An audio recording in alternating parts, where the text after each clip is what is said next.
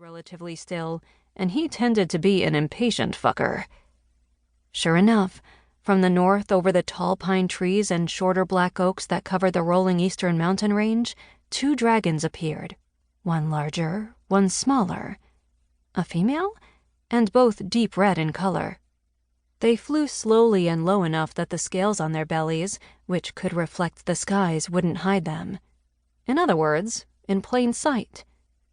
As soon as they caught a glimpse of the line of shifters waiting, they stopped, far enough away they could hardly be seen or scented. "Calm the fuck down," the larger of the 2 sent the thought ahead of them in a voice that was pure growl. "Give us good reason," Deep challenged. "The Alliance sent me." Nothing else. "And you have a name?" Finn asked, his blue scales blending into the skies more than the others. "Drake Chandali." Chandali? 7 hells! A warrior from the line of Pythios, the king of the Red Clan and the de facto High King of all dragon shifters. To be an enforcer was an honor reserved for the best fighters from each clan, but damn. The 2 newcomers held their distance, waiting to be invited closer. Smart. "Is this your mate?" Deep asked next. Smaller usually meant female. Given that their kind were born almost exclusively male, most females they ran across were turned mates. "I am the sister he's damn lucky to have. Lyndi, and I'm the nice one." Her husky, sinfully lush voice filled Levi's head, and his dragon pitched forward like a horse chomping at the bit, surging as though needing to go to her. He jerked himself upright. Just a small bobble, but enough to get a side-eye from Deep and Finn, like a blasted rookie. "Welcome to you both," Deep said. "We're happy to have another member. My mate Kala is at our temporary camp, but I have no doubt she will be elated to have another woman around." Every dragon in the line relaxed, postures easing forward as they spread out more. This wasn't a threat, but more hands to share the work. Deep had been requesting more men from the kings since the team had first been formed.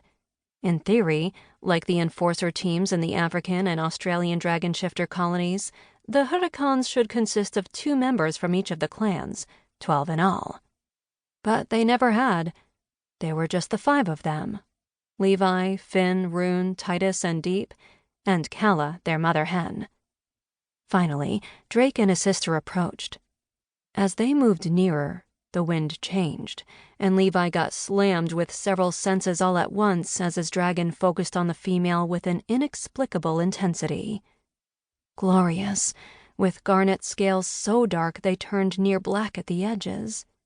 Delicate, yet no doubt deadly if she was a Chandali. Her scent, smoke and cut grass and sunshine, like springtime, wafted toward him on the wind, and his dragon went fucking wild. Claim! Levi tried to haul himself back even as the dragon did his best to shoot forward, instinct shouting at him to pin her down and be damned to anyone who tried to take her from him. The human side of him slipped deeper with each passing second, almost as though he was seeing the scene happen from down a tunnel that grew longer and longer.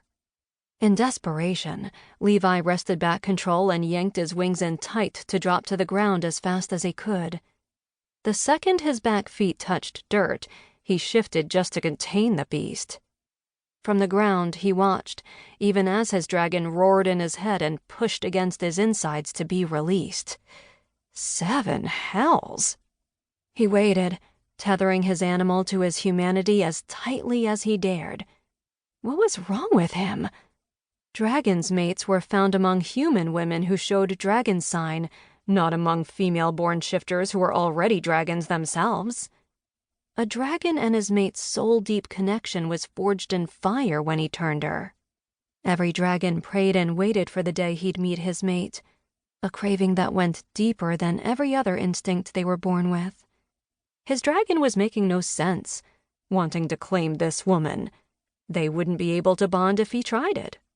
"Are you the only new recruit for us?" Deep asked. At least Levi could still listen to the discussion, even if he couldn't join the conversation now that he was human. "You should expect 2 green and 2 white dragons in the near..."